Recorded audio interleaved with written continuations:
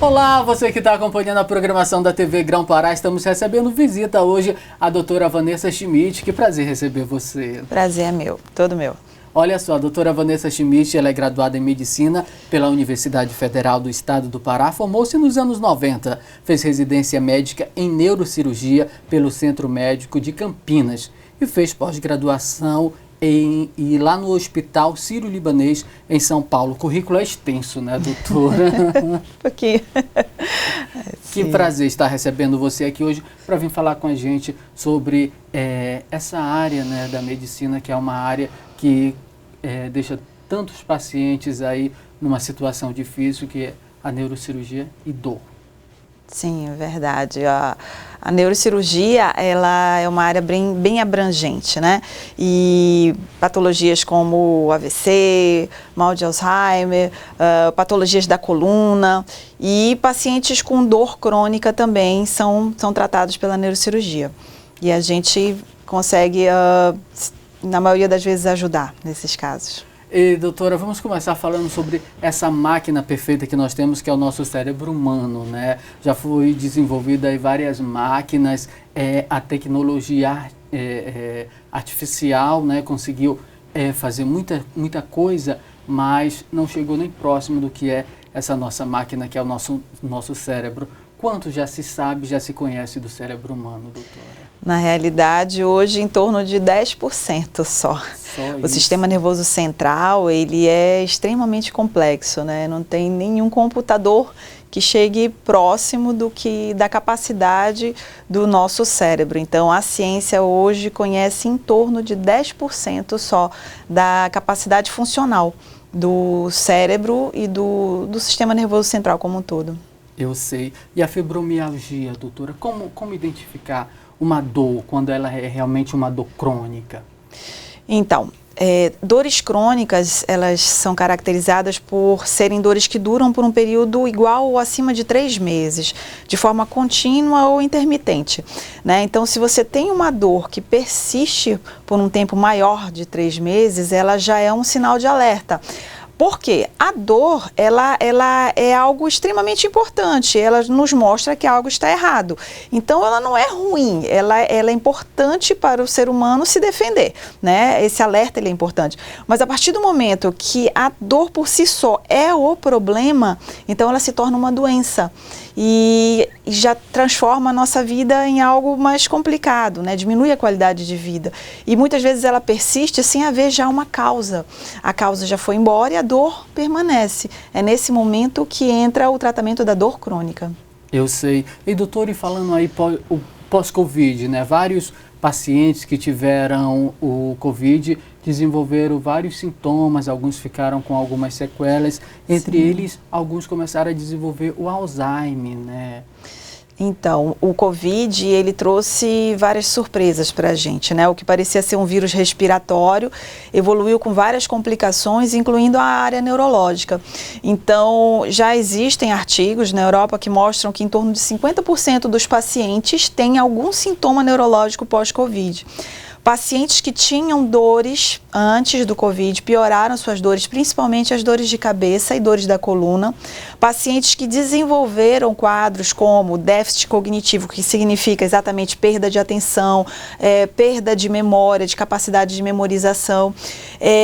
Algumas alterações relacionadas à sensibilidade também surgiram no pós-Covid, né? Então, a gente, infelizmente, ainda não conhece tudo sobre esse vírus, mas o fato é que a gente tem tido muitas sequelas do ponto de vista neurológico, sim, no consultório.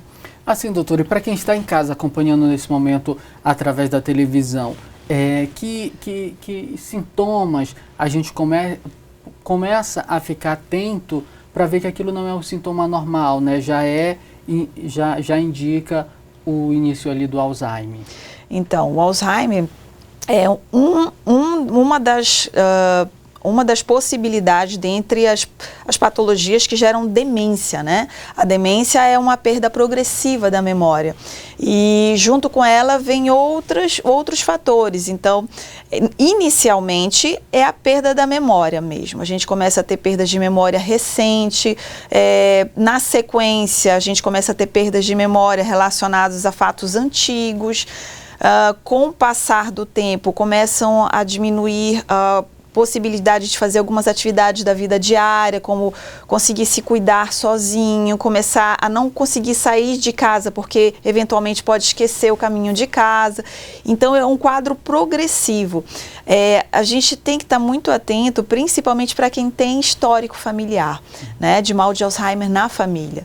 Né? É um dos tipos de demência, mas é o tipo mais, infelizmente, o mais prevalente, né, o que mais acontece, e também é inexorável, quer dizer, ele tem uma evolução que, apesar de hoje nós termos tratamento sim, e muitas vezes nós conseguirmos melhorar ou estabilizar um pouco mais esse quadro, ele tem uma evolução progressiva a despeito do tratamento. Então, quanto mais cedo a gente identifica, mais cedo inicia esse tratamento, melhor e maior o tempo em que a gente vai ter esse paciente com mais qualidade de vida. Então, é muito importante, sim, identificar esses fatores cedo e ir ao neurologista, um neurocirurgião, alguém da área que consiga identificar e fazer o diagnóstico de forma adequada para iniciar o tratamento. É mais difícil pessoas mais jovens, com menos idade, desenvolver o Alzheimer, doutora? Sim, é bem mais raro, né? É típico do Alzheimer, faz parte dos critérios, que ele se desenvolva normalmente após os 60 anos. Mas existem casos, é uma quantidade muito menor, a partir dos 50 anos.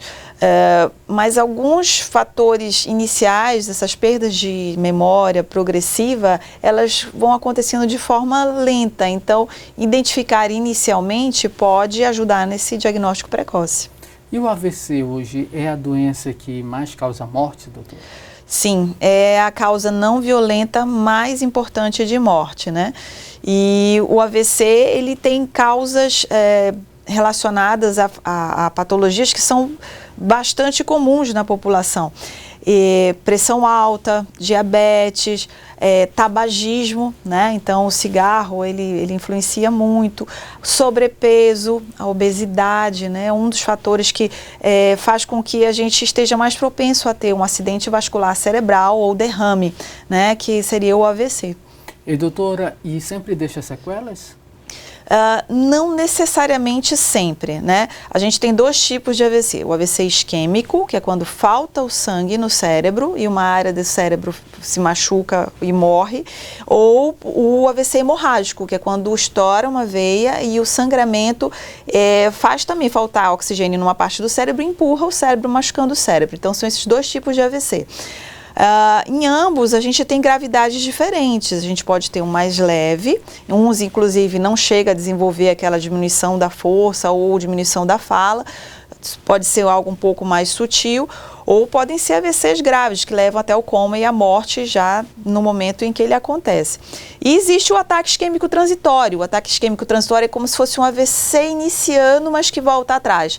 São aqueles casos em que a gente começa um quadro, parece que vai evoluir para um AVC e os exames dão normais.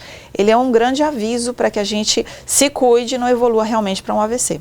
E se a gente estiver em um determinado lugar e acontecer isso com alguém próximo da gente, qual é assim a primeira atitude que a gente deve ter para que ajude aquela pessoa? Porque pode acontecer em qualquer lugar, né, doutora? Sim, existem alguns testes simples, né? A gente pede para a pessoa sorrir, ver se a rima labial ela está torta, né? Se ela está com aquela sensação de paralisia facial. Pede para levantar as duas mãos e ver se ele consegue levantar os dois braços de forma igual. Pede para ver se ele está conseguindo andar. Pede para falar uma frase e ver se a fala está desconexa. E percebendo que qualquer um desses fatores está alterado, imediatamente levá-lo a um pronto atendimento, de preferência de um hospital que tenha um atendimento de neuro na sequência, se for possível. O tratamento sempre é a cirurgia, doutora? Não. Eventualmente, se chegar bem cedo ao hospital e for um hospital de referência, ele pode ser submetido a um procedimento minimamente invasivo que leva à desobstrução da artéria rapidamente e faz o AVC voltar atrás. Quando o sangramento já ocorreu, eventualmente há necessidade sim de cirurgia. E em outras vezes, quando é com aquela gravidade menor, medicações feitas em ambiente hospitalar inicialmente, depois continuando em casa, com um tratamento adequado, fisioterapia, etc., pode reverter o quadro. Ah, ótimo. E mudando de assunto, doutora Vanessa, falando de epilepsia, uma pessoa que tem essa doença, ela pode ter uma vida 100% normal hoje? Sim, a epilepsia é uma patologia em que as pessoas têm convulsões, mas essas convulsões elas podem sim ser controladas. A gente tem uma gama muito grande de medicações atualmente e também um arsenal diagnóstico muito bom, né? Então a gente consegue identificar a causa normalmente da epilepsia e isso feito o tratamento medicamentoso ou eventualmente o tratamento cirúrgico também pode ser feito. Então hoje a possibilidade terapêutica da epilepsia, né, dos pacientes que têm convulsão, ela é muito boa, a perspectiva é muito boa. Ah, ótimo, excelente. Olha só, a doutora Vanessa Schmidt, ela está atendendo ali na Clínica Mais Med, que foi inaugurada recentemente e a clínica está linda, né, doutora? Tá, é uma clínica que foi estruturada pensando no conforto do paciente, voltada para um padrão de atendimento com humanização e prevendo alguns pontos que são importantes, hora marcada, várias especialidades à disposição, médicas e não médicas, inclusive, e numa localização bem central. E com estacionamento, né, doutor? Enorme, porque sim, a Mais Med está ali na Avenida Governador José Malcher, no estacionamento do supermercado Mais Barato, bem ali ao lado, na galeria do lado esquerdo, né, doutora? Sim. Isso. E quais são os profissionais que atendem lá hoje? Quais são as áreas que a Mais Med oferece atendimento? Então, tem neurocirurgia, clínica da dor, clínica médica, cirurgia geral, gastroenterologia, geriatria. Temos otorrinolaringologia, cirurgia bucomaxilofacial, psicologia, temos a nutricionista, entramos agora com a área de estética. Que legal! Temos ultrassom e exames laboratoriais também. Ah, que legal, olha só, e, inclusive para exames laboratoriais, colhe o material lá mesmo, né, doutora? Exatamente, a coleta é feita lá.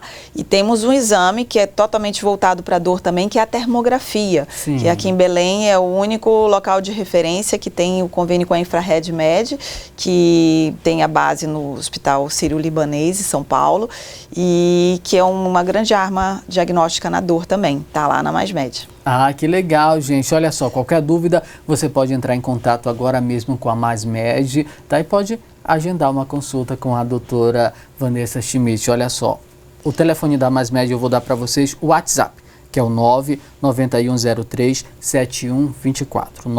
99103-7124. Doutora Vanessa Schmidt, muito obrigado por sua presença. Leve o nosso abraço a toda a sua equipe. Com certeza. Muito obrigada pela oportunidade de estar aqui com vocês. Tá ótimo então, gente. Você pode rever todo esse conteúdo lá através das nossas redes sociais ou através do aplicativo da TV Grão-Pará. Um grande abraço a todos e segue a nossa programação.